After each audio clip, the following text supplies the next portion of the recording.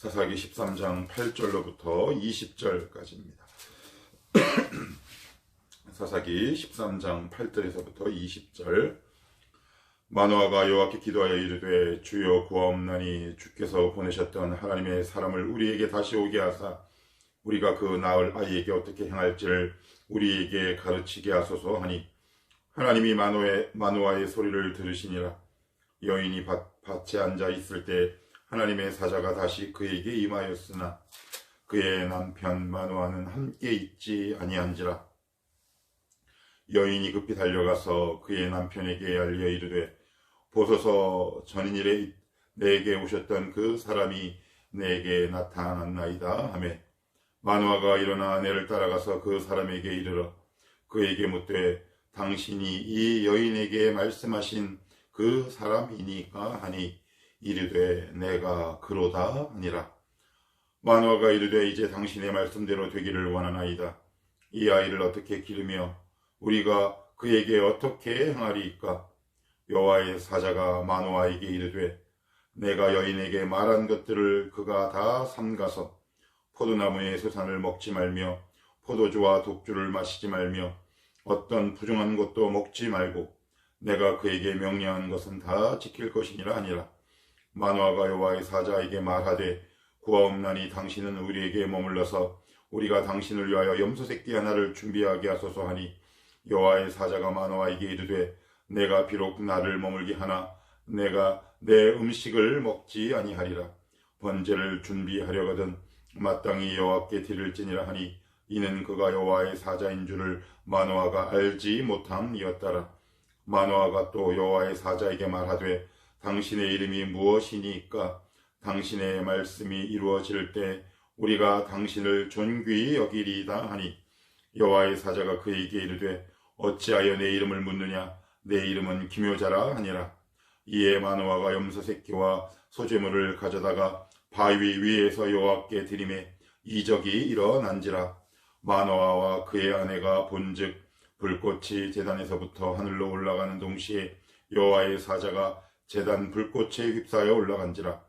마노아와 그의 아내가 그것을 보고 그들의 얼굴을 땅에 대고 엎드리니라. 아멘.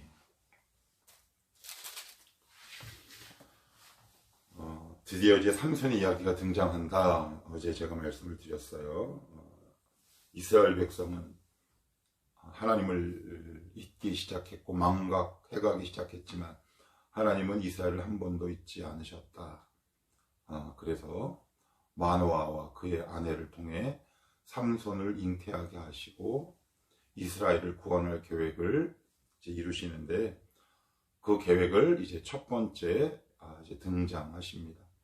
여호와의 사자가 나타나서 마노아의 아내 삼손의 엄마에게 이야기를 합니다. 어제 본문을 이렇게 좀 보면 예수님의 수태고지, 즉 예수님이 어떻게 잉태될 것인가 알려줬던 이 가브리엘이라는 천사, 그 수태고지와 굉장히 유사한 본문 형태를 지니고 있어요. 하나님은 종종 한나도 그렇고 여러 정황상 난임, 불임 여성들을 이제 사용하시고 역사하시죠. 대표적인 게 이제 한나가 그렇고 또한 사라가 그랬고 오늘 삼손의 어머니 마노아의 아내가 그랬고 고대 사회에서 불임은 신의 저주, 그다음에 가계, 우리 집안의 어떤 몰락을 상징하는 것이기 때문에 불임은 지금 우리가 생각하는 그것과는 결과 차원이 굉장히 많이 다릅니다. 어찌 보면 절망의 끝, 소외, 이런 부정적인 단어들의 끝이다 이렇게 우리가 이해하면 훨씬 더 쉬울 것 같은데 하나님은 인간의 끝이라고 생각되는 부분에서 항상 역사가 일어납니다. 도저히 안 될 때, 심지어 내가 나를 포기하는 그 순간에 하나님은 그곳에 나타나 역사하십니다. 첫 번째 나타나시고, 이제 오늘은 이제 두 번째 나타나는 장면이 나오는데, 그 얘기를 들은 이 마노아가 이렇게 우리 여호와 하나님 앞에 기도합니다. 8절. 마노아가 여호와께 기도하여 이르되 주여 구하옵나니 주께서 보내셨던 하나님의 사람을 우리에게 다시 오게 하사 우리가 그 낳을 아이에게 어떻게 행할지를 우리에게 가르치게 하소서 하니. 그래.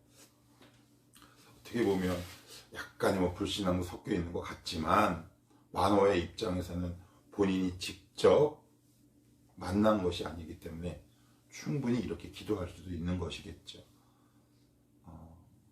너에게 이제 아들이 있을 거다. 나실인이다. 이제 그러면 부모의 입장에서는 그러면 이 자녀를 어떻게 키워야 할 것인가. 이런 고민이 따를 수밖에 없죠. 이런 인간적인 고민 때문에라도 이제 마노아가 다시 한 번만 우리에게 좀 나타나 주십시오. 이렇게 기도를 했더니 9절에 하나님이 마노아의 목소리를 들으시니라. 이렇게 되어 있어요.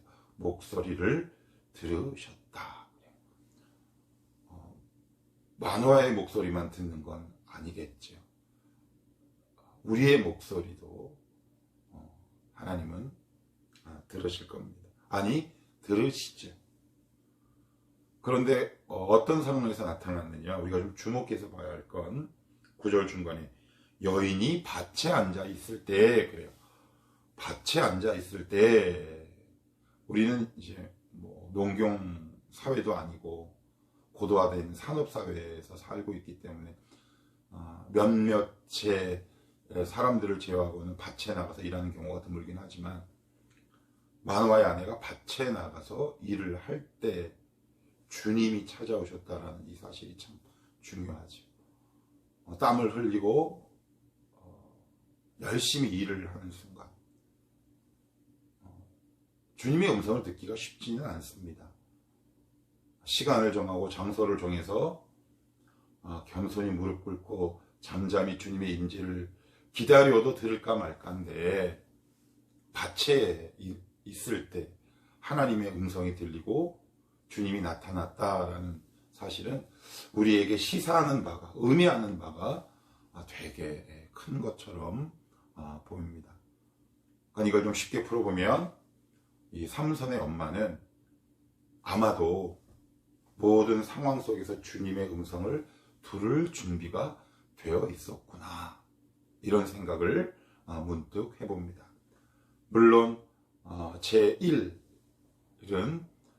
시간을 정하고 마음을 정한 기도의 시간이겠지만 그 외에도 모든 상황, 여건, 내가 어디에 있든지 간에 주님의 음성을 들을 마음의 준비가 되어 있겠구나.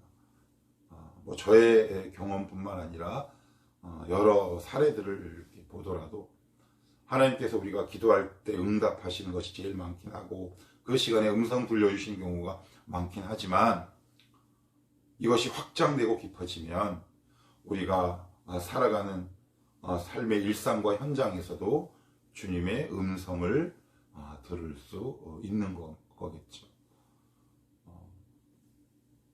우리가 몸담고 있는 직장, 우리가 몸담고 있는 학교, 하나님께서 우리에게 주신 전반적인 삶의 일상에서 주님의 음성을 들을 수 있다는 것, 그건 큰 복인 동시에 마노아의 아내가 어떻게 하나님의 음성을 사모하고 기다리고 있었는지를 우리가 가늠할 수 있을 것 같아요. 자, 그리고 나서는 이제 그 여인에게 또 나타납니다. 마노아의 아내 삼손의 어머니에게 나타났더니 엄마가 남편을 부르러 가죠. 여보, 전에 나타났던 그 하나님의 사자가 다시 왔으니 우리 빨리 보러 갑시다. 이렇게 얘기를 해요. 11절 봅시다. 마노아가 일어나 아내를 따라가서 그 사람에게 이르러 그에게 묻되 당신이 이 여인에게 말씀하신 그 사람이니까 하니 이르되 내가 그러다 하니라. 마노아가 이르되 이제 당신의 말씀대로 되기를 원하나이다. 이 아이를 어떻게 기르며 우리가 그에게 어떻게 행하리까? 이렇게 되어 있어요.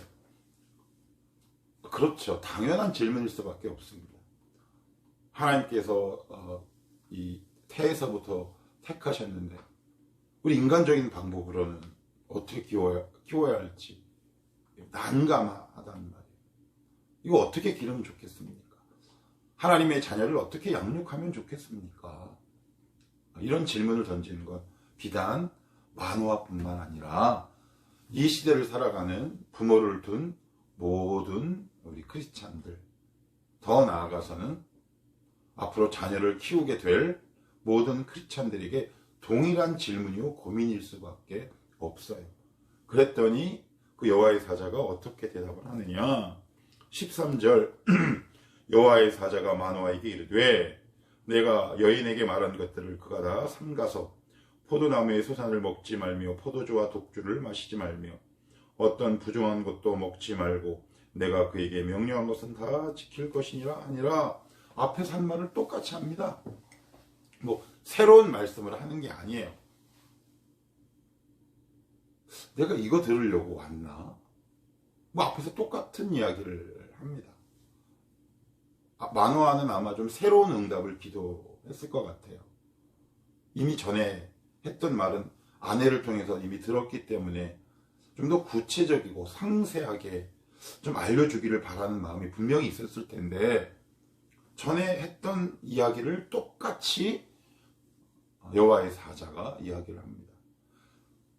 우리가 이 지점에서 한번 생각해 봐야 할 것이 있어요. 엄마가 아이를 이렇게 잉태하면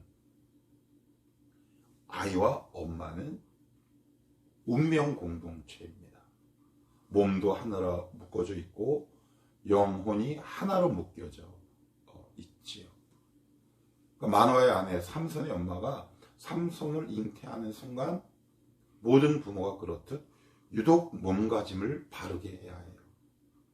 먹는 것, 보는 것, 심지어 입는 것, 생각하는 것.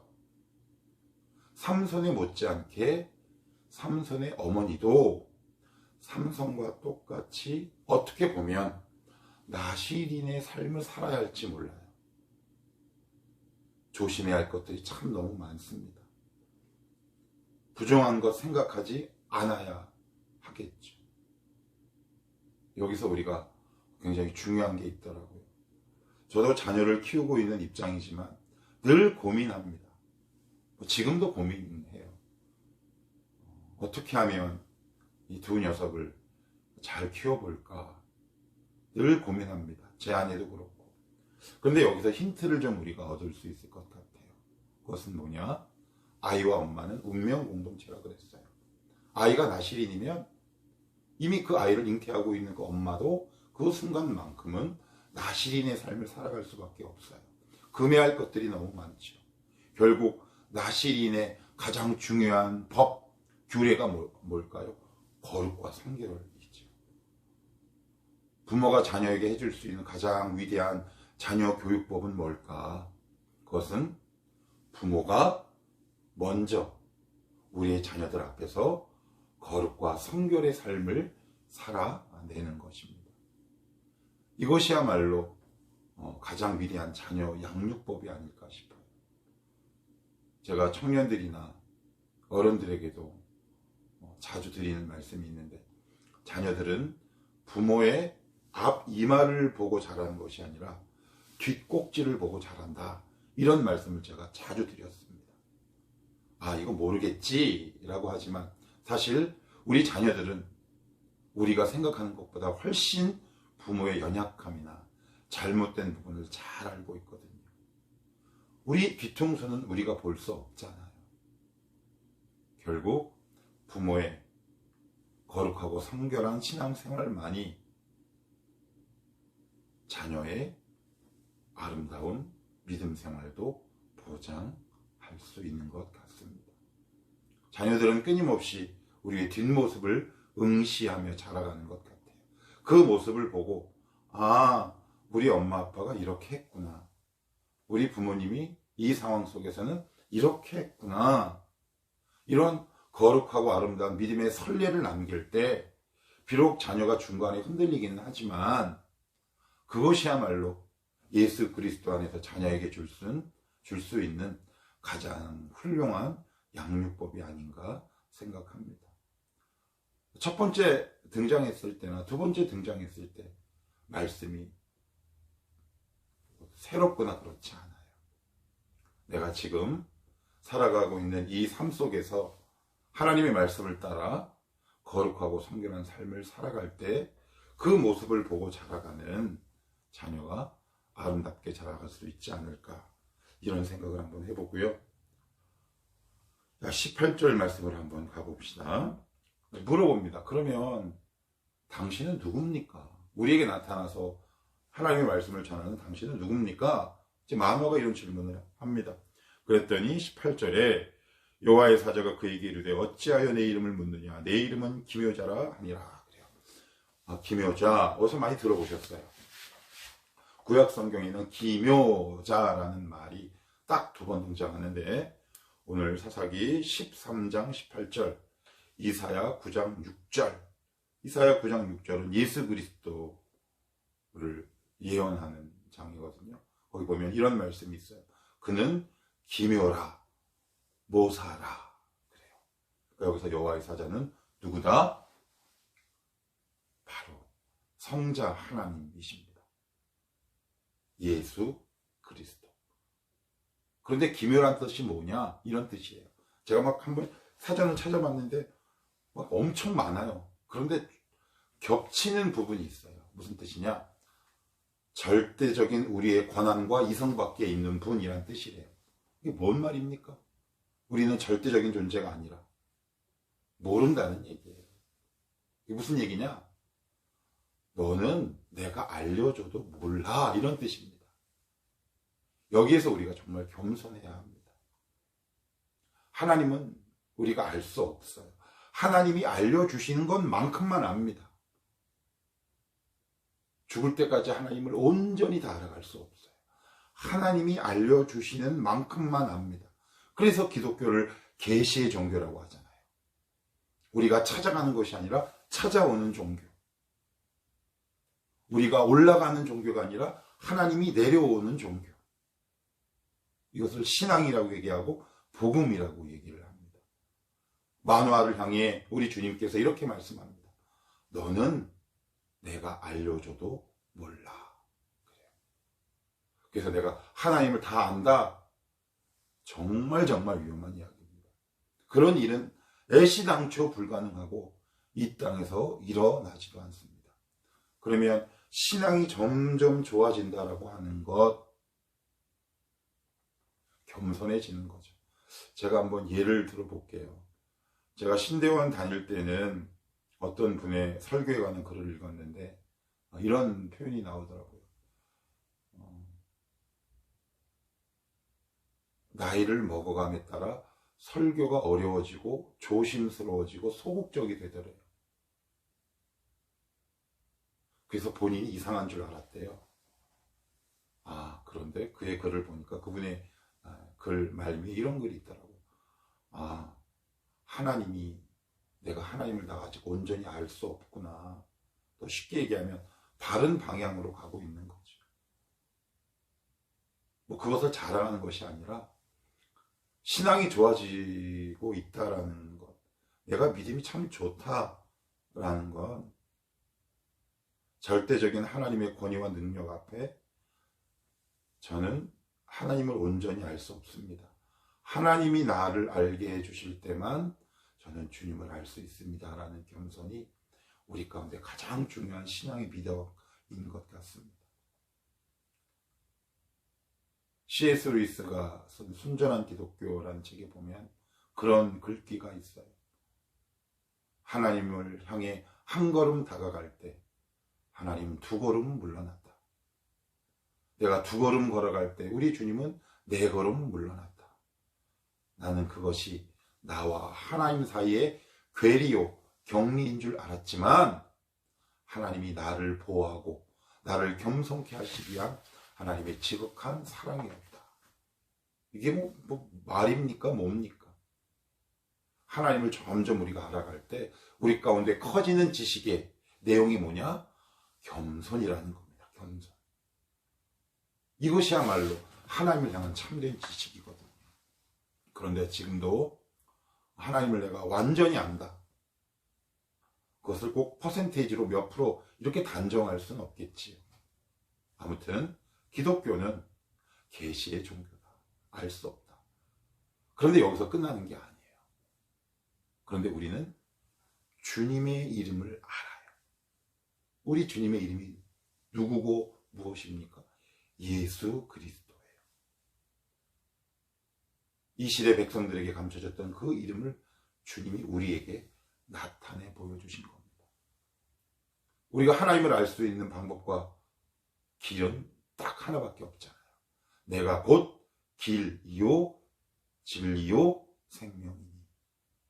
하나님을 온전히 알아갈 수 있는 유일한 통로, 유일한 방법, 그것은 바로 예수 그리스도를 통해서만 우리가 성삼위일체 하나님을 조금씩 알아갈 수 있습니다. 우리는 이 특권을 가지고 살아가는 사람들입니다. 우리가 기도할 때 예수 그리스도 때문에 응답하시는 겁니다. 우리가 말씀을 읽을 때 왜 깨닫게 하시느냐? 내가 신령해서 그렇지 않습니다. 예수님 때문에 하나님이 깨닫게 해주시는 겁니다. 왜 나에게 은혜와 복을 주시겠습니까? 바로 예수님 때문에 복을 주시는 거겠죠. 여러분 때문에 받는 거라고 오해하면 큰일 나는 겁니다. 제가 앞에서 말씀드렸잖아요. 내가 이만큼 기도했더니 하나님이 기도라는 매개와 도구를 사용할 뿐 우리에게 응답하시고 은혜와 축복을 주시는 이유는 단 하나, 바로 예수 그리스도 때문에 그렇습니다. 그 예수 그리스도가 우리 안에, 마노아에게는 너는 알 수 없어 라고 호련히 하늘로 올라가셨던 그 성자 하나님께서 우리 안에 계시고, 하나님을 알아가는 온전한 지식을 오늘도 우리에게 알려주고 계시는 것, 그게 바로 크리스찬의 특권입니다. 그것이 바로 하나님의 은혜요 축복이죠. 오늘도 예수 그리스도를 힘입고 하나님 앞에 나가서 이렇게 기도하는 겁니다. 하나님, 내 안에 예수 그리스도라는 길이요 진리를 하나님 우리 안에 머물게 하시고 살게 해주시니 감사합니다. 오늘도 예수님의 이름을 힘입어 주 앞에 나아갑니다. 하나님, 오늘도 이 길을 통하여 주님을 만나게 하시고 하나님의 말씀을 깨닫게 하시고 예수님의 이름을 힘입어 기도할 때 하나님을 만나게 하시고 하나님의 은혜를 경험하게 하옵소서. 기독교의 핵심 예수 그리스도, 오직 예수 그리스도를 통해서만 하나님을 볼 수 있습니다.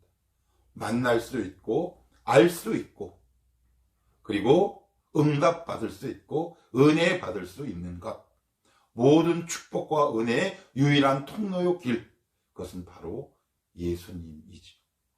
우리는 이 시대에 살고 있습니다. 이 특권을 저와 여러분이 놓치지 않고 누리며 살아갔으면 좋겠습니다. 하나님, 오늘도 예수님의 이름을 힘입어 주님 앞에 나아갑니다. 나의 지각, 지혜 다 내려놓습니다. 예수님의 이름을 힘입어 주님 앞에 나갑니다. 주님, 은혜 주옵소서.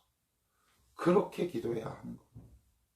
오직 예수님 때문에 우리는 살아가는 것이고, 오직 예수 그리스도 때문에 은혜와 축복을 받는 것이고, 예수 그리스도 때문에 응답을 받는 겁니다. 그러니 여러분의 의로움이나 여러분의 실력이나 여러분의 수고나 노력을 의지하지 마시고 오늘도 유일한 통로요 길 되시는 예수님의 이름을 힘입어 하나님 앞에 담대히 나아가시기를 바랍니다. 하나님은 예수님 때문에 우리에게 복을 주십니다. 응답하십니다. 너 안에 내 아들 예수가 있구나. 그러면 오케이. 그것이 약속의 보장이요 보증입니다. 예수 그리스도의 이름을 힘입어 오늘 다시 한번 하나님 앞에 담대히 나아갈 때 그 이름을 통해서 부어주시는 하나님의 다양하고 놀라운 은혜와 축복을 오늘 아침에 맛보고 경험하는 저와 여러분이 되었으면 좋겠습니다. 기도합시다.